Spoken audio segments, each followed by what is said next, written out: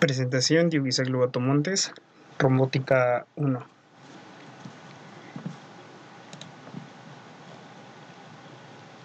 La robótica, desde hace décadas, se ha insertado en diferentes ámbitos de nuestra cultura y sociedad. Los hemos visto en el cine, en películas, etc., rodeados de diferentes tipos de robots que nos ofrecen un futuro apasionante. Empezaremos con una introducción. ¿Qué es la robótica? La robótica la podemos definir como una ciencia que aglutina varias ramas tecnológicas o disciplinas con el objetivo de diseñar máquinas robotizadas que sean capaces de realizar tareas automatizadas o de simular el comportamiento humano o animal en función de la capacidad de su software. Ahora bien, esto diferencia a qué es un robot, ya que un robot es una entidad autómata compuesta por mecánica artificial y sistemas electromecánicos creados a partir de la investigación de la ciencia y la tecnología.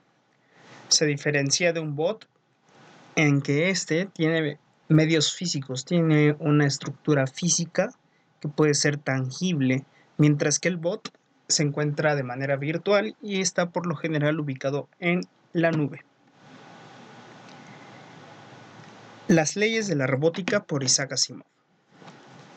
Isaac Asimov fue básicamente un famoso autor estadounidense de obras de ficción que creó las 3 leyes de la robótica con las que pretendía normalizar la relación entre el ser humano y los robots. La primera ley: un robot no hará daño a un ser humano, ni por su inacción permitirá que el ser humano sufra daño.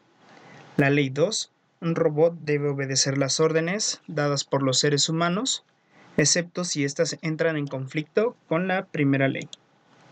Y la tercera ley, que es: un robot debe proteger su propia existencia en la medida en que no entre en conflicto con la primera o la segunda ley. Estas leyes figuran la rendición total de los robots a los humanos y la asunción de su papel como esclavos. Basados en estas leyes, hoy en día se basan en los robots positrónicos. Estas leyes también son imaginativas y prácticas. Relacionamos este tipo de leyes hoy con el concepto de inteligencia artificial y aprendizaje autónomo. Estas 3 leyes básicamente suponen la protección para el ser humano ante una criatura que es mucho más fuerte y superior. El robot es capaz de escapar de la margen establecida por su programación, que le impide el acceso a la imaginación, hecho en el cual radica la diferencia fundamental entre el humano y la máquina que se ha creado. Principios de la robótica EPSRC-AHRC.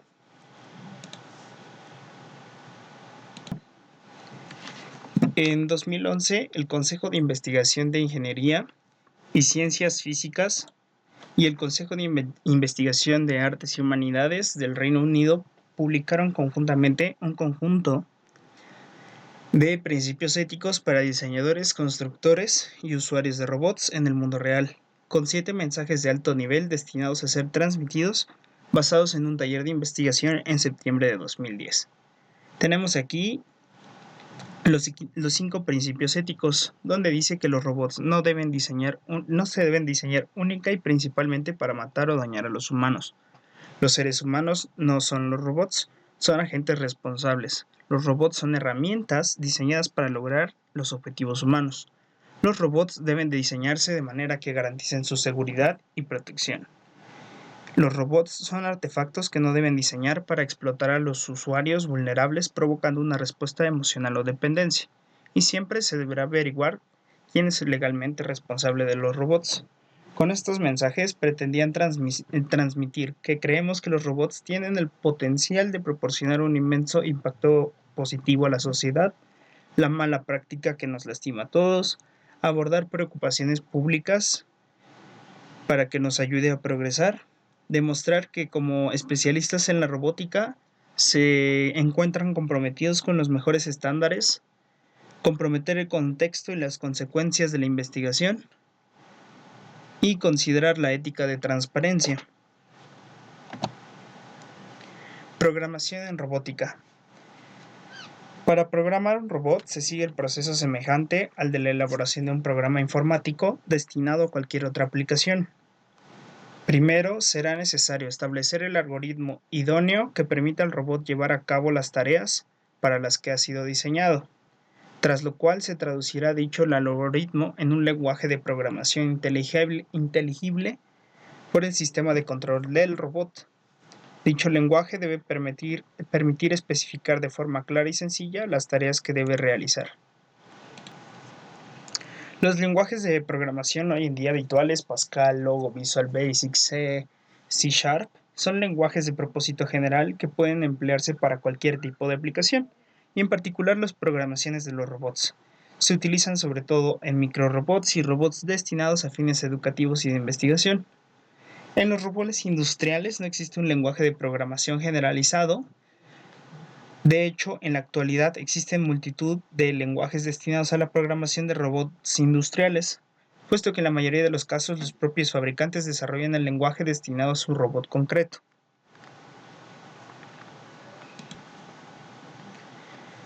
El lenguaje máquina.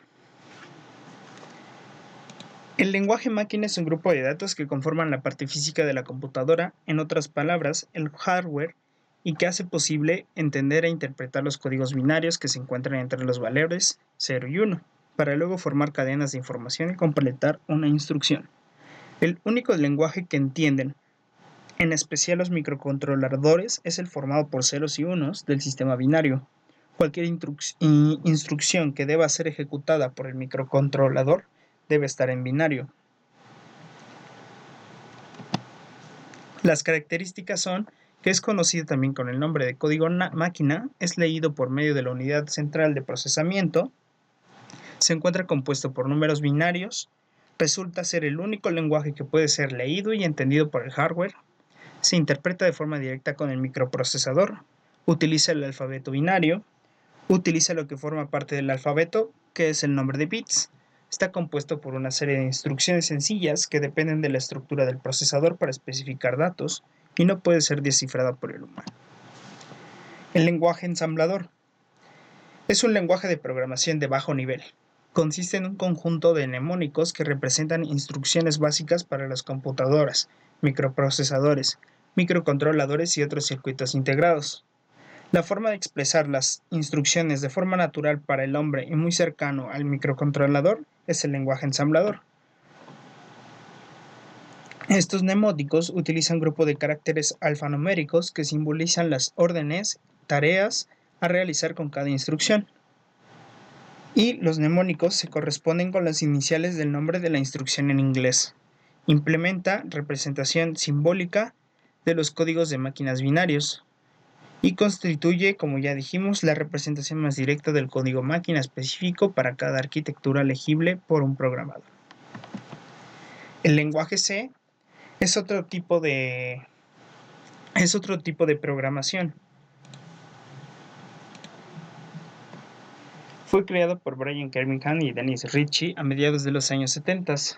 El lenguaje C es un lenguaje estructurado en el mismo sentido que lo son otros lenguajes de programación como el Pascal, el Lado, el Módula 2, pero no es estructurado por bloques, o sea que no es posible declarar subrutinas o pequeños trozos del programa dentro de otras subrutinas, a diferencia de cómo sucede con los lenguajes estructurados.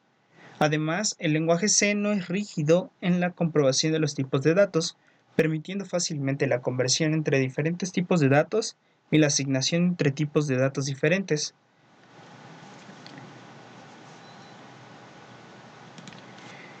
Entendiendo este tipo de datos, pasamos a lo que son nuestras dos principales placas de trabajo, que es el microcontrolador y el Arduino. En este primer caso, el microcontrolador, que es básicamente un circuito integrado programable capaz de ejecutar órdenes grabadas en su memoria, está compuesto de varios bloques funcionales que cumplen una tarea específica.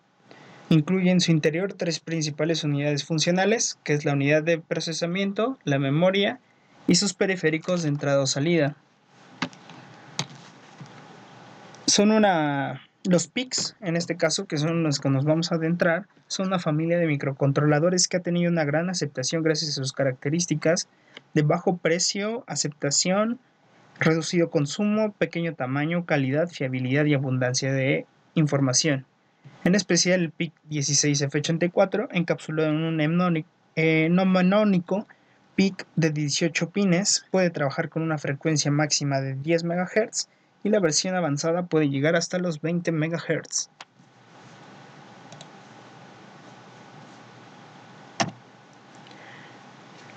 El microcontrolador se compone de un reloj que sirve principalmente para indicar la velocidad de trabajo.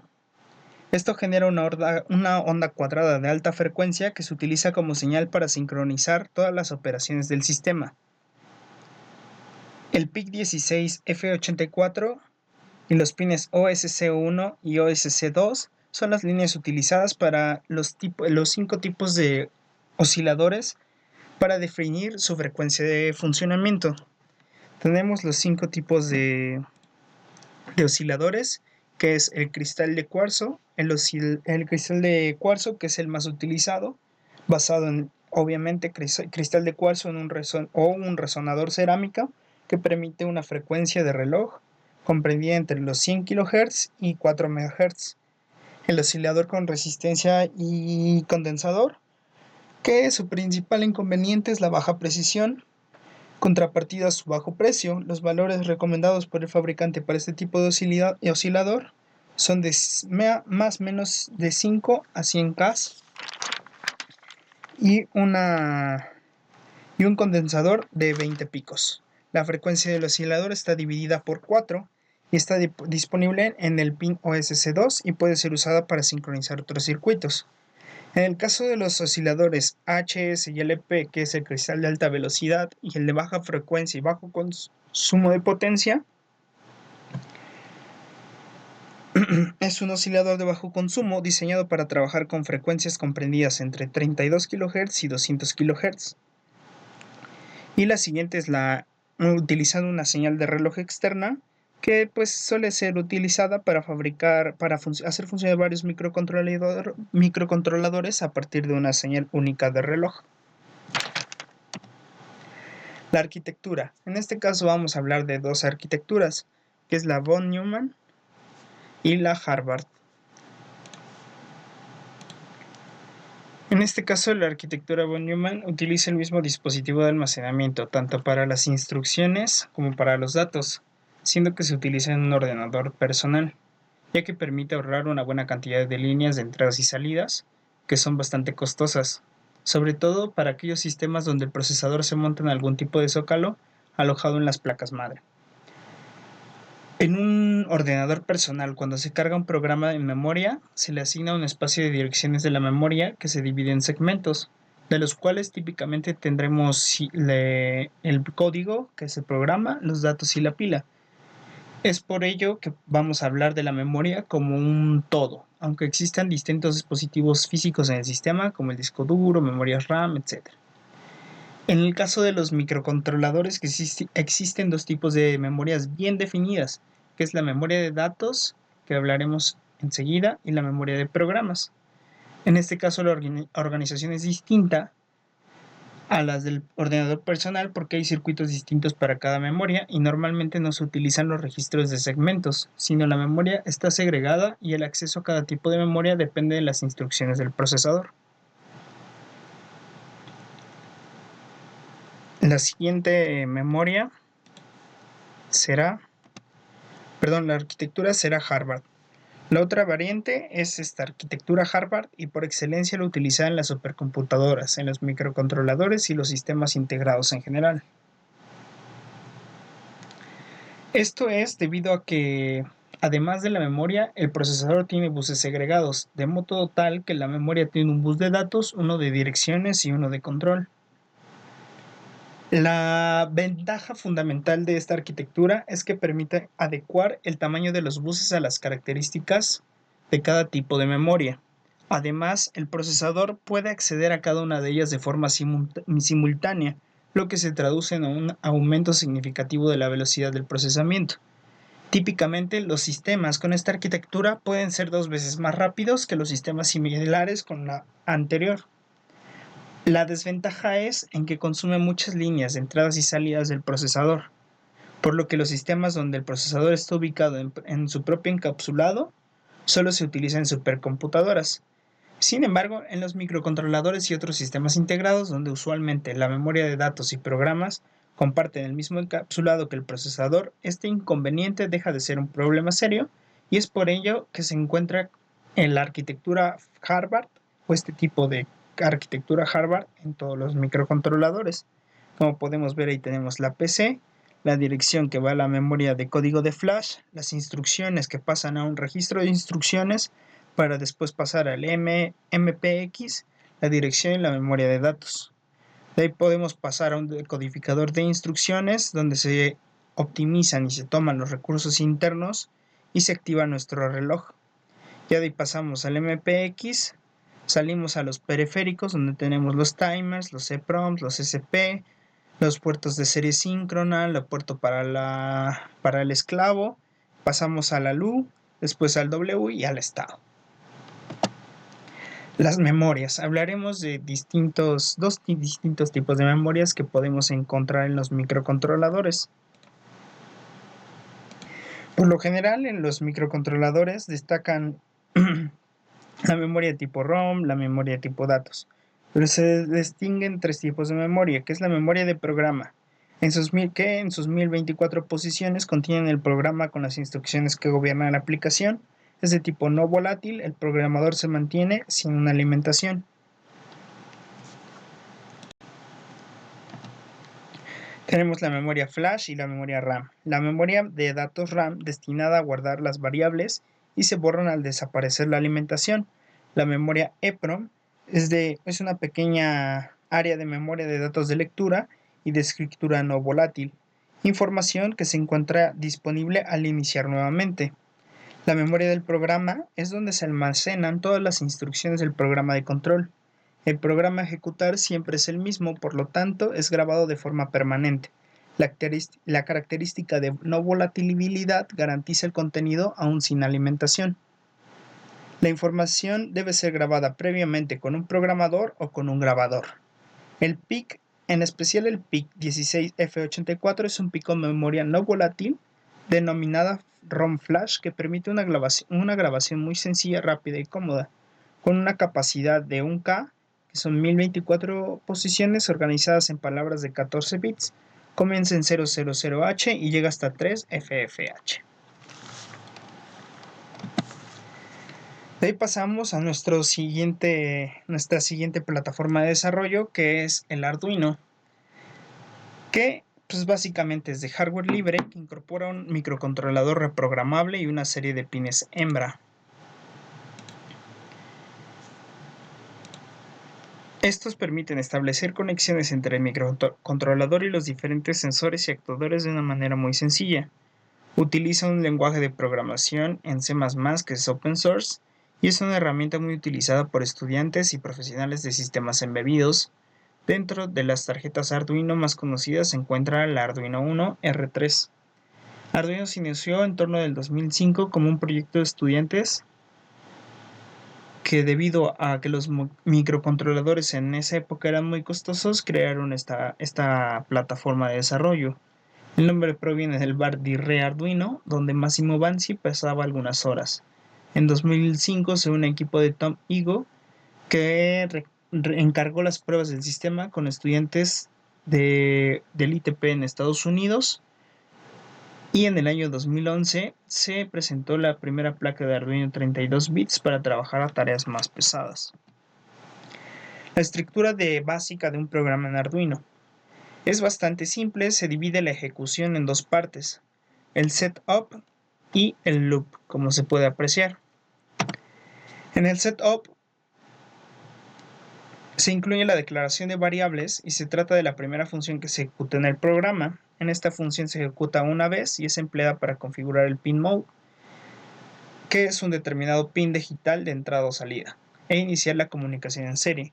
La función loop también se ejecuta en cuanto se ejecuta nuestro programa. Incluye el código al ser ejecutado continuamente, leyendo las entradas de la placa, salidas, etc. constantemente. No termina de hacer las lecturas hasta que el Arduino termina por apagarse. No puede ser parado. Como podemos ver, aquí tenemos el void setup, donde tenemos que declaran el pin como salida, y el loop, donde se activa nuestro pin en high, tiene un retraso, una pausa de 1 segundo o 1000 milisegundos, de ahí se vuelve a apagar, y una pausa de 1000 milisegundos. Como se observa en este bloque de código de cada instrucción acaba con punto y coma, y los comentarios se indican con 2 diagonales, en el cual que en C se pueden introducir bloques de comentarios con asterisco. Arduino permite manejar los siguientes tipos de datos: byte, que almacena un valor numérico de 8 bits, tiene un rango de 0 a 255. Int, que es un entero, almacena un valor entero de 16 bits. Long, que es un valor entero almacenado en 32 bits. Float, que es un tipo de coma flotante almacenado en 32 bits. Y los arrays, que se trata de una colección de valores que pueden ser accedidos con número de índice. El primer valor del índice es 0. Y eso sería todo.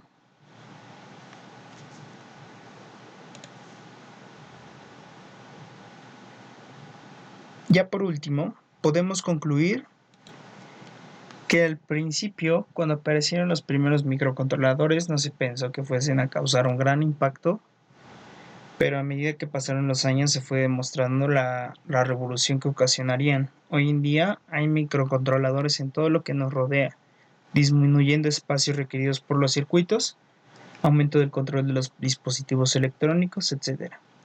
Además, se pueden revisar características importantes que permiten la utilización de estos, con una simple manipulación de LEDs, el cual es el comienzo de robótica en industrias automatizadas, a un mundo de posibilidades incontables que van creciendo día con día. Los microcontroladores frecuentemente incluyen lenguajes de programaciones integrados, que se utiliza bastante con este propósito, y negocian la velocidad y flexibilidad para facilitar su uso. Eso sería todo.